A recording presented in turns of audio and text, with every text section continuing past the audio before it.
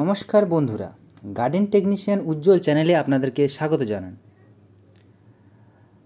আজকে এই ভিডিওর মাধ্যমে আপনাদেরকে জানাবো আপনারা এই অ্যালামুন্ডা বেল ভ্যারাইটি বা ক্লিপার যাকে বলে এবং একে ইয়েলো টাম্পেট ভাইনও বলা হয়, তো এই গাছের আপনারা পরিচর্যা কিভাবে করবেন তার 8টি পয়েন্ট আমি এই ভিডিওর মাধ্যমে আপনাদের কাছে তুলে ধরবো। তো ভিডিওটি স্কিপ না করে আপনারা শেষ অবধি দেখতে থাকুন এবং আপনারা যদি আমার চ্যানেলে নতুন হয়ে থাকেন অবশ্যই চ্যানেলটি সাবস্ক্রাইব করে বেল আইকনটি ক্লিক করে রাখুন, যাতে পরবর্তী ভিডিও পোস্ট করার সঙ্গে সঙ্গে আপনাদের কাছে পৌঁছে যায়। চলুন তাহলে ভিডিওটি শুরু করা যাক। প্রথমেই বলি, এই যে অ্যালামুন্ডা গাছটি দেখছেন এটি 3টি ভ্যারাইটি আছে। ওপরে আমি আপনাদেরকে ছবি দিয়ে দেখানোর চেষ্টা করলাম। দুটো ভ্যারাইটি ওপরে দিয়েছি এবং যে ভিডিওটা আপনারা দেখছেন সেটা একটা ভ্যারাইটি। এবার বলবো, এই গাছ আপনারা যদি লাগাতে যান তাহলে আপনাদেরকে মাটি কিভাবে তৈরি করতে হবে। তবে একটা কথা আপনাদেরকে জানিয়ে রাখি, এই গাছ বেশিরভাগ টাইমে মাটিতে লাগানোই ভালো এবং সবাই মাটিতে লাগিয়ে থাকে। এবং মাটিতে যদি আপনারা এই গাছ লাগান, ঠিক দরজার সামনে বা কোনো বাড়ির সামনে এই গাছ যদি লাগান, এটা একটা লতানো গাছ। এই গাছ কোনো কিছু সাপোর্ট পেয়ে ওপরে উঠতে ভালোবাসে, তাহলে আপনারা ঠিক এইরকম জায়গাগুলি চয়েস করে লাগাবেন। এবার বলি মাটি। এই গাছ যদি আপনি টবে লাগান, একটু বড় ধরনের টবে আপনারা লাগানোর চেষ্টা করবেন। টবের ক্ষেত্রে আপনাকে 50 ভাগ গার্ডেন সয়েল নিয়ে নিতে হবে এবং 20 ভাগ গোবর সার এবং 20 ভাগ কোকোপিট বা পাতা পচা সার এবং 10 ভাগ নদীর সাদা বালি, এইগুলো মিক্স করে আপনারা টবের মধ্যে এই গাছ লাগাতে পারেন। এবং মাটির ক্ষেত্রে যদি আপনারা মাটিতে লাগান, মাটিতে এই গাছের খুব বেশি কিছু করতে হয় না, পরিচর্যার দরকার পড়ে না। মাটিতে লাগালে আপনাকে ভার্মি কম্পোস্ট বা পাতা পচা সার বা গোবর সার এই সমস্ত কিছু সার দিয়ে আপনারা মাটিতে লাগাতে পারেন। 2 নম্বর হচ্ছে টব নির্বাচন। আপনারা এই গাছ যদি টবে লাগান তাহলে আপনারা এমন একটা টবে লাগান যেই টবে বারবার রিপোর্ট করার দরকার পড়বে না, কারণ এই গাছ হচ্ছে বেল ভ্যারাইটি এবং এই গাছ লতানো গাছ এবং একবার যদি কোনো জায়গায় উঠে যায় সেক্ষেত্রে এই গাছের রিপোর্ট করতে একটু অসুবিধা হয়, তাই একটু বড় ধরনের টব চয়েস করবেন। 3 নম্বর হচ্ছে স্থান এবং এই গাছ আপনি কোথায় লাগাবেন বা কোথায় রাখবেন।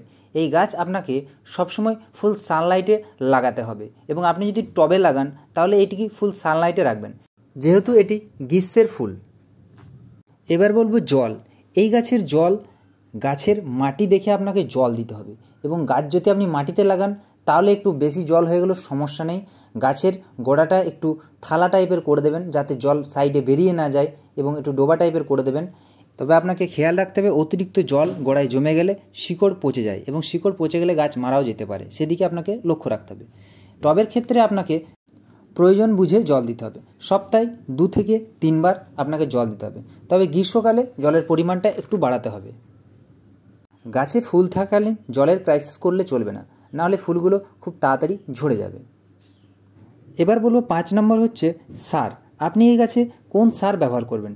আপনি আপনার বাগানে অন্য গাছে যে সমস্ত সার ব্যবহার করেন এই গাছে সেই সমস্ত সার ব্যবহার করতে পারেন, যেমন শুকনো গোবর সার বা ভার্মি কম্পোস্ট, NPK, পটাশ, বন্ডাস, এই সমস্ত সার আপনি ব্যবহার করতে পারেন। তবে আপনাকে খেয়াল রাখতে হবে, যেহেতু এটি গরমের ফুল তাই আপনাকে গ্রীষ্মের আগে এই গাছের পরিচর্যা একটু বেশি করতে হবে। সারা বছর এই গাছের পরিচর্যা না করলেও গ্রীষ্মের আগে, যেমন ফেব্রুয়ারি শেষের দিকটায় আপনাকে এই গাছে ঠিকমতো খাবার দিতে হবে। 6 নম্বর বলবো কাটাই ছাঁটাই। এই গাছের কাটাই ছাঁটাই খুব একটা করতে হয় না।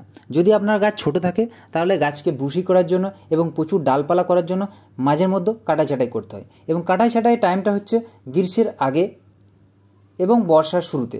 এই টাইমগুলোতে আপনারা গাছ কাটাই ছাঁটাই করতে পারেন। তবে এই গাছ শীতকালে কাটাই ছাঁটাই করা যাবে না, কারণ শীতকালে গাছ ডরমেন্সি পিরিয়ডে থাকে এবং শীতকালে খুব বেশি ডালপালা হয় না, তবুও শীতকালে এই গাছে ফুল দেখতে পাওয়া যায়। 6 নম্বর বলবো প্রোপোগেশন। আপনারা এই গাছ থেকে কিভাবে নতুন চারা তৈরি করবেন। প্রথমে বলি, এই গাছের আপনারা বীজ থেকে চারা তৈরি করতে পারবেন এবং দ্বিতীয়ত হচ্ছে এই গাছের ডাল থেকে। কাটাই ছাঁটাই করার সময় এই গাছের ডাল যদি আপনি মাটিতে পুঁতে দেন, ভিজে মাটিতে, তাহলে অবশ্যই নতুন চারা তৈরি হয়ে যাবে। এই গাছ থেকে যদি আপনি নতুন চারা তৈরি করতে চান তাহলে ফেব্রুয়ারি মাসে 25 তারিখের পর এই গাছের ডাল কাটিং করে আপনি বসিয়ে দিতে পারেন। এছাড়াও বর্ষার শুরুতে বা বর্ষার মাঝামাঝি এই গাছের ডাল কাটিং করে বসালে আপনারা নতুন চারা খুব সহজেই বানাতে পারবেন। এবং 8 নম্বর যে পয়েন্টটি হচ্ছে সেটি হচ্ছে কীটনাশক। এই গাছে কীটনাশক আপনি কি ব্যবহার করবেন? এই গাছে খুব একটা পোকা লাগে না, তার মধ্যে মাঝে মাঝে মিলিবাগ এবং থিপস মাইটের আক্রমণ হয়। সেক্ষেত্রে আপনারা কনফিডর বা ফাইটার 505 এইগুলি আপনারা স্প্রে করতে পারেন 1 লিটার জলে 2 ml বা 3 ml দিয়ে। আর একটা কথা জানিয়ে রাখি, এই গাছগুলি যদি আপনাদের নিজেদের মতো ডিজাইন বানাতে চান তাহলে আমি বলবো যে রডগুলো হয়, রডগুলো আপনাদের ব্যান্ডিং করে আপনি যে কোনো একটা শেপ নিয়ে আসতে পারেন, সেই শেপ দিয়ে এই গাছগুলি ওপরে উঠে যাবে, বা আপনি বাঁশ দিয়েও সেই কাজটা করতে পারেন। তবে এই গাছগুলি কাটাই ছাঁটাই অবশ্যই দরকার। গাছগুলিকে ভুসি এবং প্রচুর ডালপালা আনার জন্য গাছগুলি কাটাই ছাঁটাই অবশ্যই দরকার। তবে কাটাই ছাঁটাই টাইমটা আপনাদেরকে জানিয়ে দিয়েছি, শীতের শেষে এবং বর্ষার শুরুতে। ভিডিওটি তাহলে এখানেই শেষ করছি। আপনাদের যদি ভালো লেগে থাকে অবশ্যই একটা লাইক করবেন, এবং এই ভিডিও সম্বন্ধে আরও কিছু যদি জানার থাকে অবশ্যই আপনারা কমেন্ট বক্সে কমেন্ট করবেন, আমি আপনাদের সাহায্য করব। পুরো ভিডিওটি দেখার জন্য আপনাদের অসংখ্য ধন্যবাদ। ভালো থাকবেন।